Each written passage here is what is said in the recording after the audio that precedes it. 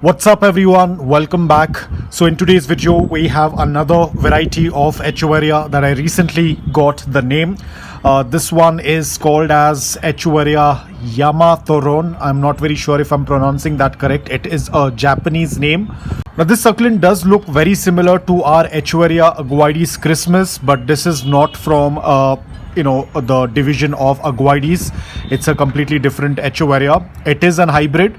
You will be able to see those red lines. Now that comes from one of the parent, which is Echeveria Polydonis. The second parent is also Echeveria, but we don't know the exact name. We only know the genus as Echeveria. So it's an absolutely stunning, very beautiful Echeveria. Initially I thought it was an Aguides. It looked very similar to that. I thought probably it is another Christmas that I have, but slowly it started to change. So it has some traces of our Echeveria Polydonis, but our Echeveria Polydonis is more on the blue color, or a light pastel blue color, but this one is completely green. So probably the second parent had more of the green, and probably the leaves are also very thin of the second parent. It's all that we can just assume, because we will never know who was the second parent. So probably it was again a mutation that had happened, just like Debbie. Probably this one also was a spontaneous hybrid that happened naturally, so we'll never get to know about it. But it's an absolutely stunning, beautiful Echeveria. Again, the same care. The soil has to be loose, porous, well draining. I'm using aquarium sand and 20% filtered garden soil. 5 to 6 hours of morning direct sunlight, but please acclimate it before putting it out in direct sunlight, because I made a mistake, and you can see we had some burns on the leaves. It was not completely acclimated, and I put it out in long hours of morning direct sunlight. It did get burnt initially, but now that it is completely acclimated, you can see the new growth is looking absolutely flawless and beautiful.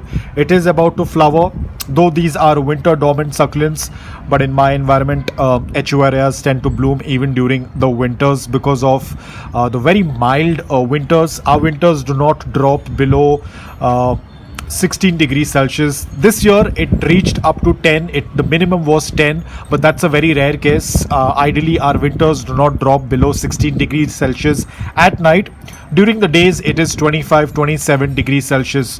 So it's not actually winters during the days. Probably during the night it's much cooler, but throughout the day the temperatures range between 25 to 27 degrees Celsius. So I think the succulents do not have an issue with dormancy. They are comfortable with 25-27 degrees Celsius, so they tend to put out blooms even during winters. Summers is their growing period. I don't use any fertilizers. If you do, then don't use it now during winters. You can do it during the summers. You can propagate them via leaves. You can propagate them via separating of the offshoots, whichever you are okay with. So it's an absolutely beautiful succulent. I don't think that they have a lot of maintenance issues. They are very low maintenance, just like most other Echeverias, even though it is more on the green side, but they do have a good amount of red edges. So ensure you're giving them a good amount of morning direct sunlight to maintain that beautiful red edges on them. I think if you're going to keep them in indirect bright light, they will turn completely green in color.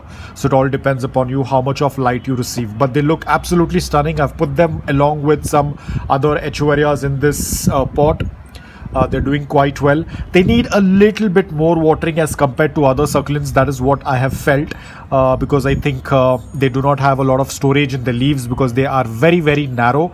Initially I thought it's because of the sunlight. Probably they're not getting a lot of sunlight, but then I realized it's not about that, because this one is in full sunlight. This one is in morning direct sunlight until 10, but this one gets sunlight until 11:30, but still they look the same.